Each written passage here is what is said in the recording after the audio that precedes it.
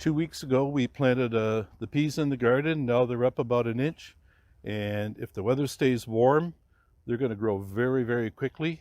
The one thing with peas is you're going to find that they're going to grow very quick and they're going to want some support. Some people will put a couple stakes in the garden and put some netting or something for them to climb on, but you need a lot of support because you get a windy day after the peas are, say, 2 feet high. They'll all want to tend to blow over. So I again use these heavy tomato cages, and instead of just putting one in, I put several in a row. So I start right at the end of the row, and it's easiest to do this when they're still small and you don't do any damage. And I bend the bottoms a little bit so that they're straight in the ground. And you'll see that I'm putting the cages so that the tops almost touch.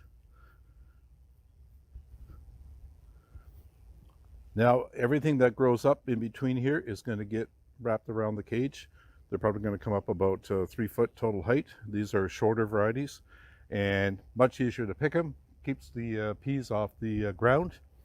And when my peas are all done for the season, then I just pull my cages out and I'll reuse them for something else.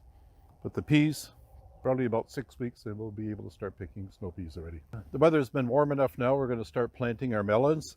And I usually keep a good eye on the different varieties because some of the varieties are more compact. Some of the varieties spread immensely.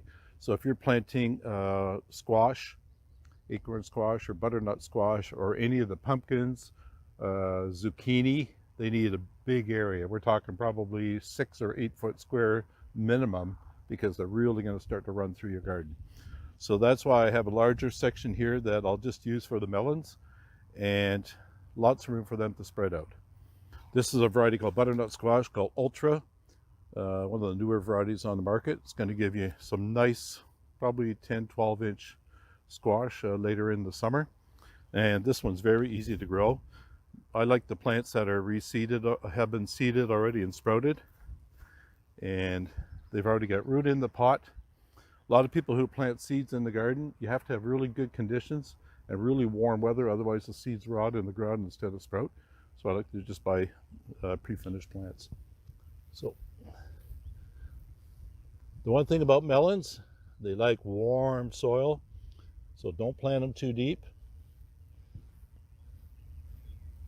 And gardeners who have heavier soils may want to plant them on a bit of a mound. So I'll do one here just to show you what I would do in a case like that.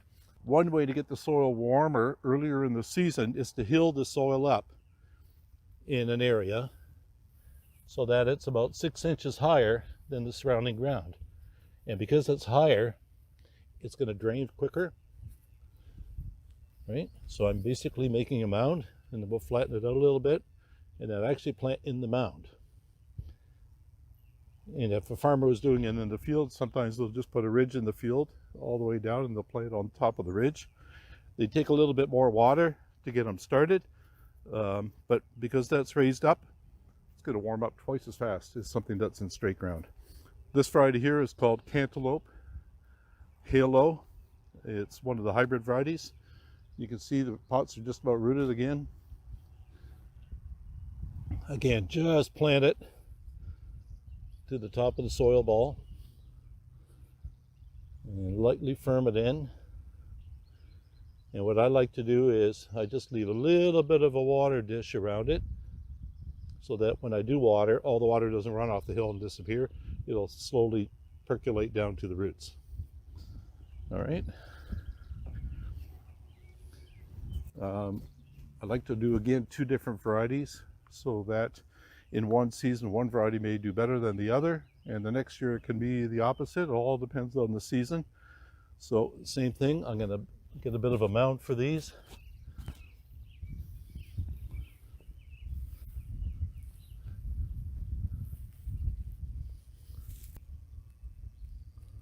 Again, you don't want to bury the stems of the plant because they rot very easily and they're easy to break off as well. So put the tag in there again, and then we'll leave a bit of a water rim.